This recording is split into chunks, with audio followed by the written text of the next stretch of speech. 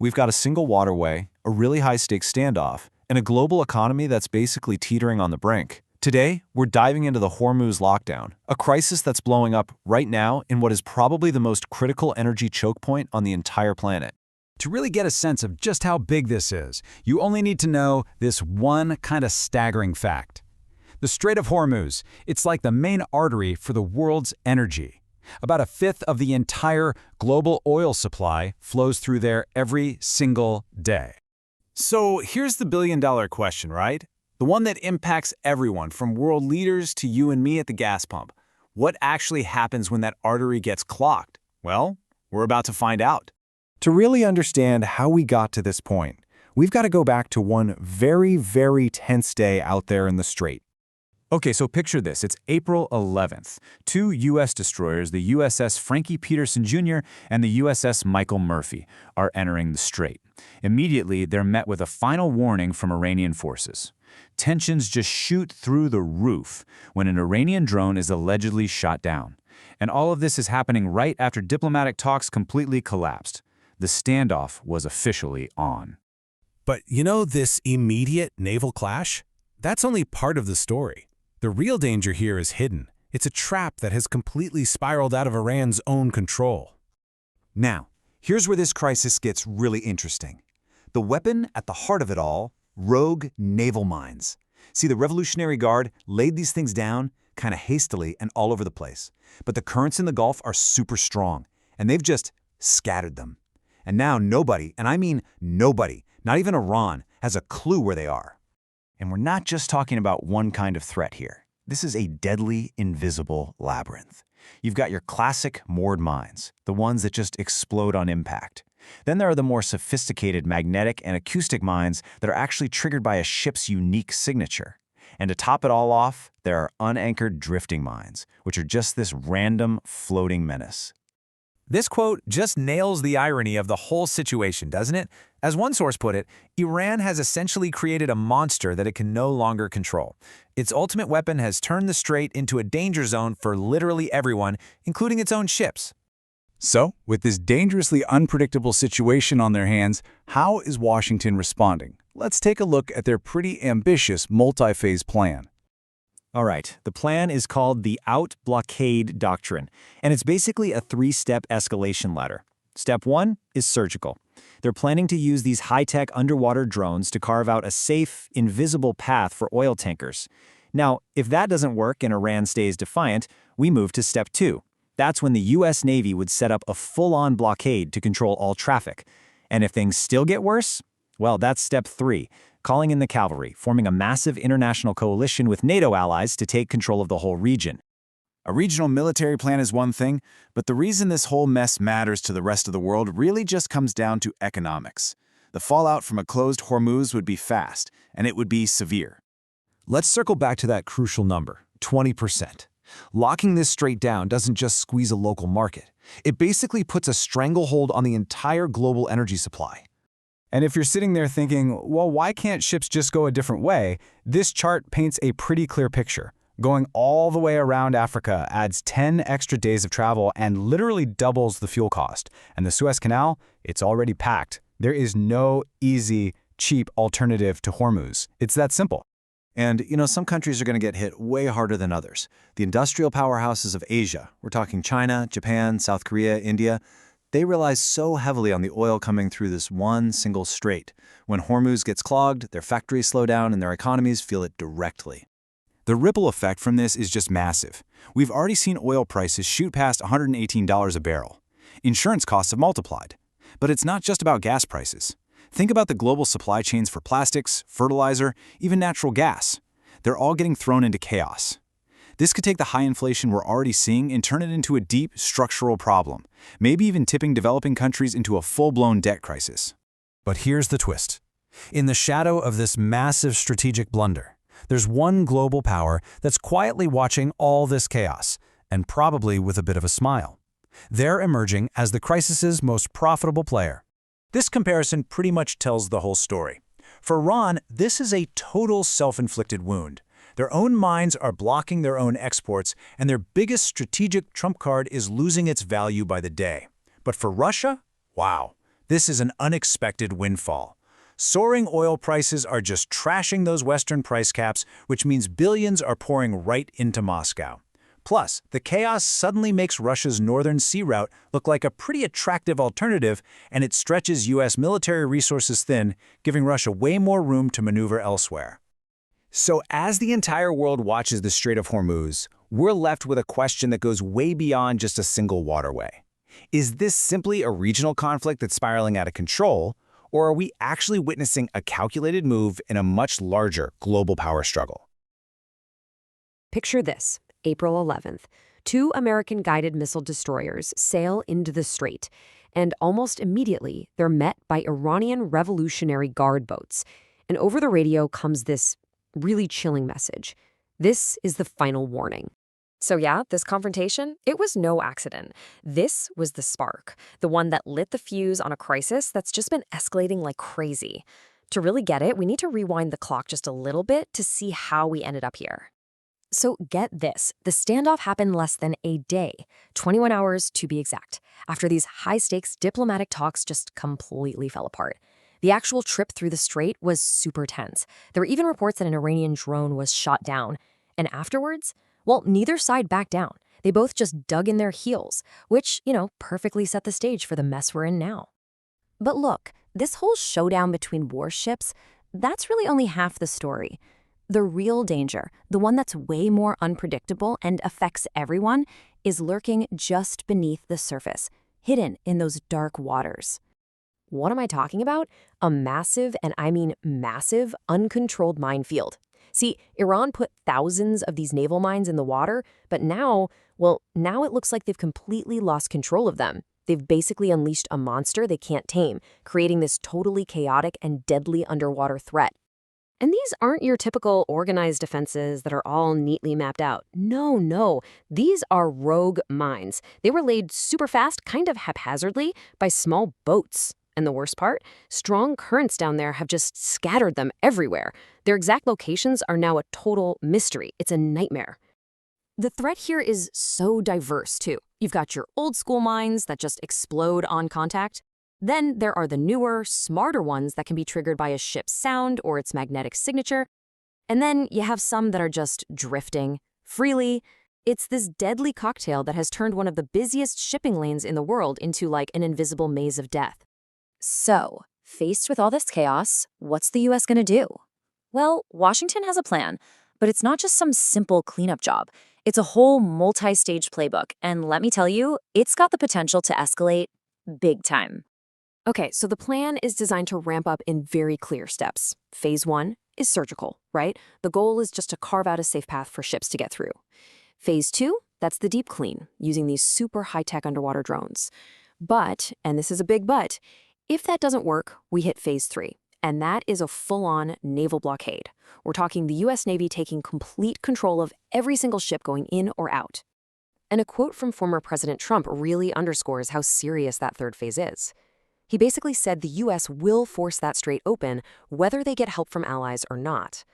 That's a pretty clear signal that America is ready to go it alone if they have to.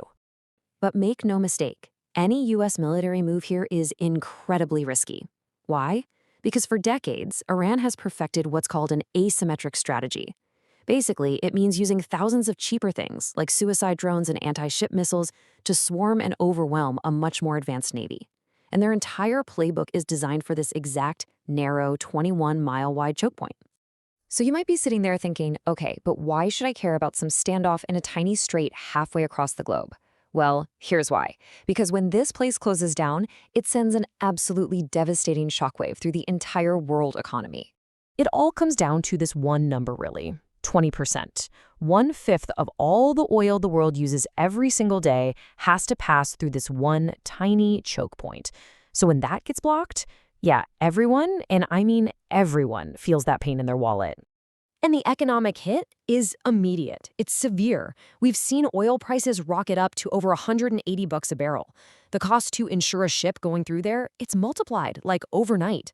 And those costs, they don't just stay there. They ripple out, fueling inflation on pretty much everything we buy, from food at the grocery store to our electronics. Okay, so the obvious question is, why not just go around? Well, the alternative route, all the way around the Cape of Good Hope in Africa adds 10 extra days to the trip. And for a giant supertanker, it more than doubles the fuel cost. It's a brutally expensive detour, not a real solution for the long haul.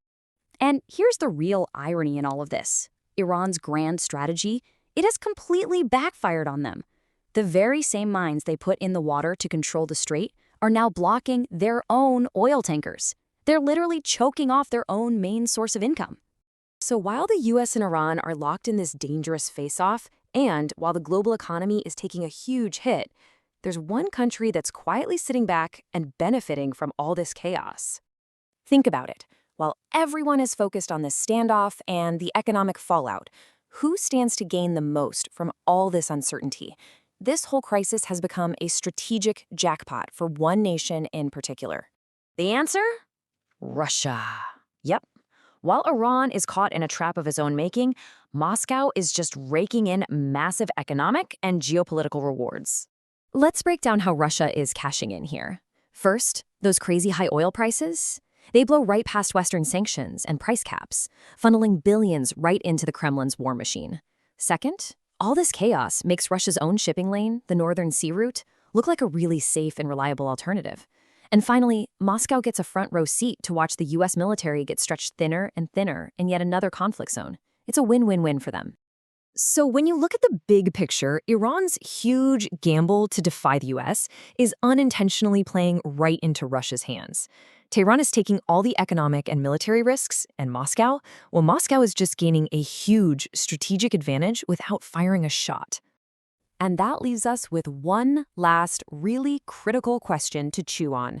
In this desperate scramble to unlock Hormuz and fix the immediate problem, is it possible the West is accidentally handing Russia the master key to global energy security for years to come? Just look at this number, 20%. Every single day, that's how much of the entire planet's oil supply has to squeeze through this one tiny choke point. I mean, it is the artery of the global economy. So what happens when all that oil gets trapped in a minefield? Well, that's not a hypothetical question anymore. It's the reality on the ground right now. And yeah, it is triggering a global crisis. So let's get into it and break down exactly what is going on. This whole lockdown really kicked off with a super tense naval encounter on April 11th. And you gotta remember, this was the exact same day that these long-stalled ceasefire talks between the US and Iran just completely collapsed. So the stage was set for something to go very, very wrong. So you've got two American-guided missile destroyers entering the strait. Almost immediately, they're challenged by Iranian Revolutionary Guard vessels. Things escalate, and they escalate fast, peaking when US forces reportedly shoot down an Iranian drone. Now the destroyers, they did eventually make it through. But the incident itself, it was far from over. What happened next was an instant information war. You had Washington saying, hey, we were just following international law. But then Tehran comes out and flatly denies the ships even passed through, claiming their warning actually turned the American ships around. This total clash of stories just poured gasoline on the fire. But, these face-to-face naval confrontations, they're really only half the story. Because lurking right beneath the surface is a much more chaotic and, frankly, scarier threat. One that even the people who put it there can't control anymore. So Iran has basically seeded the strait with a whole mix of nasty naval mines. The problem is they were deployed so fast, so chaotically, by all these small boats that a whole bunch of them got caught in the Gulf's really strong bottom currents. They've now drifted for miles, creating this invisible, completely unpredictable labyrinth of death. And this quote right here, it just perfectly captures the whole situation. It gets right to the heart of the matter. Iran has completely lost control of the monster it created. They laid a trap for the rest of the world, but in doing so, they ended up trapping themselves. All right, so how does the U.S. even begin to reopen this vital waterway? Well, it looks like Washington has a pretty clear two-part playbook, and each step comes with some seriously escalating consequences.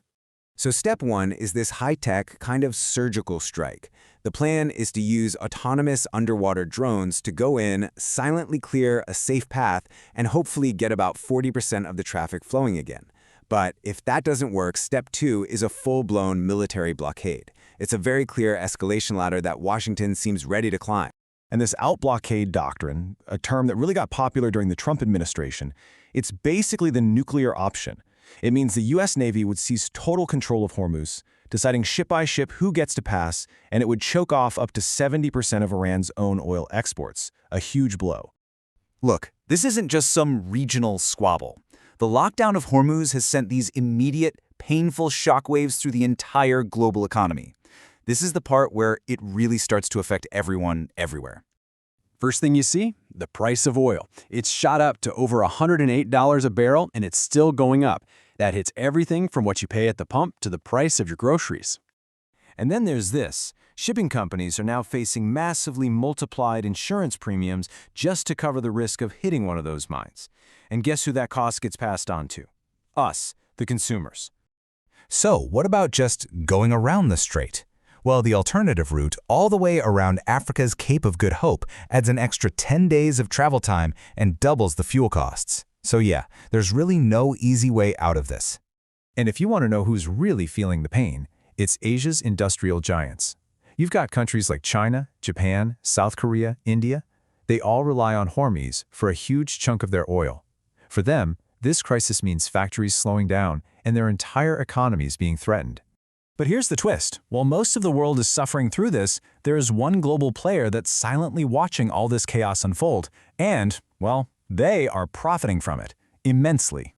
And the results really couldn't be more different for the two of them. Iran's whole strategy has completely backfired. It's a boomerang effect that's crushing its own economy and making its biggest strategic threat, its trump card, basically worthless. But for Russia, this crisis is creating something of a golden age. You see, Russia is gaining on 3 different fronts. Economically, these super high oil prices have essentially trashed Western sanctions. Geopolitically, all the chaos in Hormuz suddenly makes Russia's northern sea route look like a really attractive and reliable alternative.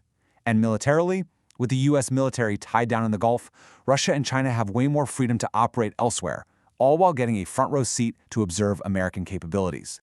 And all of this brings us to the final, really critical question. Iran's big gamble here was supposed to give it leverage, but it looks like all it's done is speed up the world's search for other options.